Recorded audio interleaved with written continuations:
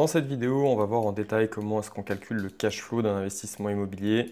Je vais vous expliquer comment on fait du cash flow brut, qu'est-ce qu'il faut intégrer pour avoir du cash flow net, comment est-ce qu'on arrive ensuite au cash flow net d'impôt. On va voir tout ça en détail. Si jamais vous vous êtes déjà posé la question de savoir comment est-ce qu'on calculait vraiment un cash flow en immobilier et que vous voulez être sûr de ne pas faire d'erreur, cette vidéo est faite pour vous. On va regarder tout ça en détail. Bonjour à tous, c'est Thomas de l'e-box, l'application des investisseurs immobiliers rentables. Et pour être rentable, on regarde souvent le cash flow. Et du coup, on va regarder aujourd'hui comment est-ce qu'on calcule ce cash flow. Il y en a souvent trois qu'on présente. Le cash flow brut, le cash flow net et le cash flow net d'impôt. On va regarder tout ça ensemble. Je vais vous montrer mon écran. Vous vous souvenez sûrement de cette vidéo qu'on avait fait sur la partie rendement locatif, où on avait vu justement les rendements bruts, les rendements nets et les rendements nets d'impôt. Et là, on va faire pareil sur la partie cash flow. C'est parti. On va commencer par le cash flow brut. Ici, du coup, on a un exemple. J'ai un appartement, on va dire, qui me rapporte 700 € par mois, ce qui me fait donc 8 400 € de loyer hors charge à l'année. Et j'ai un crédit immobilier sur cet appartement qui me coûte 522 €. Je pense que j'ai pris un appartement classique à 100 000 € pour faire ces chiffres-là. Et du coup, on va se retrouver ici avec un cash flow qui va être la différence entre les deux. Donc 700 € moins 522, ça va nous faire 178 € par mois. Le cash flow, comment est-ce qu'on l'interprète? En fait, c'est un flux de trésorerie. Donc le but de ce cash flow, c'est de savoir quand je prends toutes mes entrées d'argent et toutes mes sorties d'argent, qu'est-ce qui reste à la fin.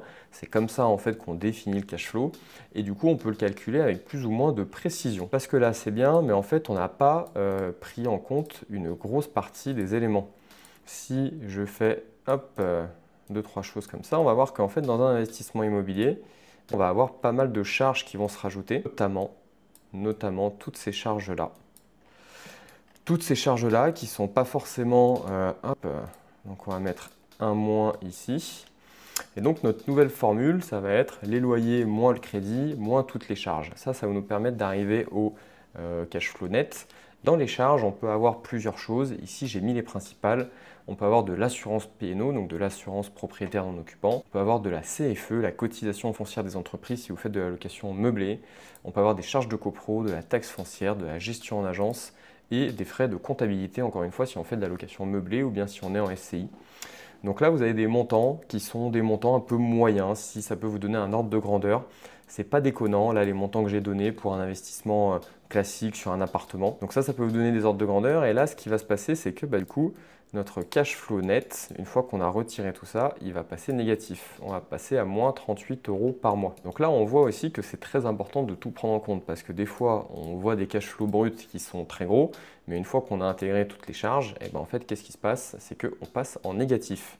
Alors ici, on a quand même beaucoup de charges, entre guillemets. Les frais de compta et puis la CFE, c'est uniquement si vous faites de la location meublée. La gestion en agence, c'est pas obligatoire non plus. C'est pas toujours 7% du loyer. Des fois, c'est un petit peu plus faible. Donc, il y a peut-être moyen d'optimiser un petit peu ça. Mais l'assurance P&O, vous n'allez pas pouvoir y échapper. La taxe foncière, vous n'allez pas pouvoir y échapper non plus. Et les charges de copro, vous allez pouvoir y échapper si vous faites de la location, si vous achetez des immeubles, pardon. Vous aurez quand même des charges, mais vous en aurez un petit peu moins parce que c'est vous qui allez faire la gestion, il n'y aura pas de syndic. Donc il y a une petite économie quand même quand on est en immeuble sur la partie charges de copro. Le problème, c'est que en fait, une fois qu'on a dit ça, on n'a pas encore tout dit parce qu'il y a encore quelque chose qui va venir se rajouter, c'est la partie impôts. Donc là, on voit que je rajoute mes impôts ici, si j'y arrive. Et les impôts, on va en avoir deux principaux quand on fait de la location. Alors ici, j'ai pris l'exemple d'une location en nom propre.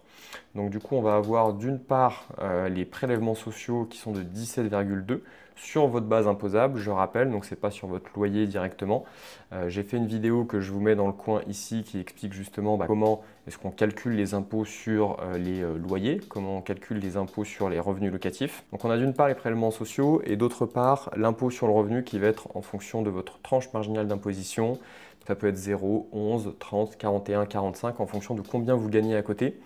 Et du coup, on va avoir un cash flow net d'impôt que je mets ici qui va varier entre moins 100 et plus 50. Et là, vous devez vous dire, mais Thomas, qu'est-ce que tu nous racontes? Pourquoi est-ce que ton cash flow il varie entre deux chiffres? Et pourquoi est-ce qu'il redevient positif alors que le cash flow net il était négatif? Eh bien, c'est une très bonne question. Et la réponse, c'est que en fait, le cash flow net d'impôt, pourquoi est-ce qu'il est très dur à à donner, c'est parce qu'ils changent tous les ans. Ils changent tous les ans, pourquoi? Parce que les impôts, ils changent tous les ans, et notamment quand on fait de la location meublée ou qu'on fait des travaux.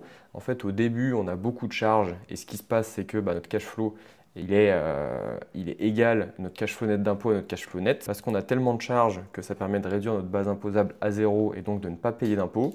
Et il y a un moment où ce qui va se passer, c'est que on n'a plus de charges à déduire et du coup notre base imposable redevient positive et donc on va se mettre à payer des impôts. Sauf qu'entre-temps, il y a un truc qu'on ne prend pas assez en compte, c'est que les loyers, ils augmentent. Donc quand on fait une vraie simulation, on voit qu'on va se mettre à payer des impôts peut-être au bout de 5 ans, 10 ans, 15 ans, mais entre-temps, les loyers, ils ont augmenté. Et ce qui est assez beau, c'est que la mensualité de crédit, elle n'augmente pas. Et du coup, en fait, vous allez avoir un cash flow qui va augmenter. Même avec des charges qui augmentent,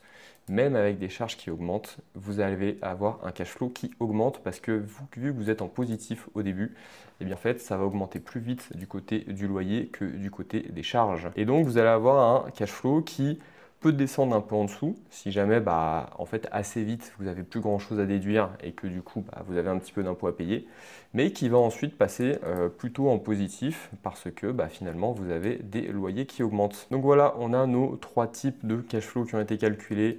Le cash flow brut où je prends uniquement mon loyer, moi ma mensualité. Le cash flow net où je vais aussi retirer toutes les charges qui sont sur mon investissement IMO.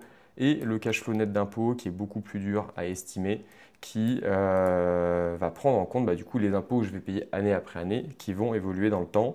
Si vous voulez faire des simulations, vous avez le simulateur de fiscalité Libox, vous avez un lien dans la description qui est validé et certifié par des fiscalistes indépendants et vous pouvez du coup rentrer tous les chiffres de votre projet, rentrer toute votre situation et ça va vous dire exactement combien vous allez payer d'impôts et quel va être votre cash flow net d'impôts tous les ans, année après année sur votre investissement. Donc si vous voulez être sûr de ne pas faire d'erreur, c'est par là qu'il faut passer. Si vous avez des questions comme d'habitude, posez-les-moi dans la description. Si cette vidéo vous a plu, n'hésitez pas à mettre un petit pouce bleu et à vous abonner à la chaîne.